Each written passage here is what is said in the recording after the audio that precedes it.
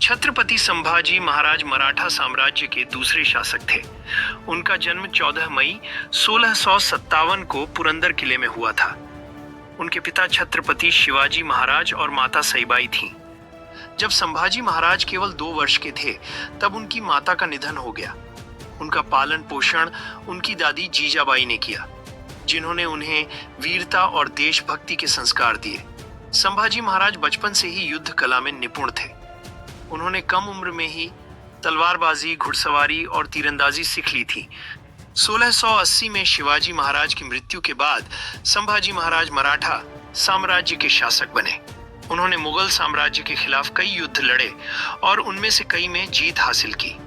1689 में संभाजी के अपने साले गनौजी शिर्के और सौतेली मां के साजिशों की वजह से संगमेश्वर के युद्ध में संभाजी को बंदी बना लिया गया। औरंगजेब के सामने जब संभाजी को प्रस्तुत किया गया तो उसने संभाजी से जीवन दान के बदले संपूर्ण मराठा साम्राज्य का आधिपत्य मांगा और उनसे इस्लाम कबूल करने को कहा, लेकिन संभाजी नहीं माने, जिसके बाद उन्हें बहुत यातनाएं दी गईं। उनकी जुबान खींच ली गई, आंख निकाल ली गए, लेकिन संभाजी नहीं माने। अंत में उनकी हत्या बेरहमी से कर दी गई। संभाजी महाराज के शरीर को टुकड़ों में काट दिया और नदी में फेंक दिया।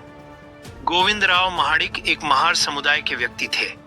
उन्होंने अपनी जान की परवाह किए बिना संभाजी महाराज के कटे हुए शरीर के टुकड़ों को इकट्ठा किया और उनका अंतिम संस्कार किया।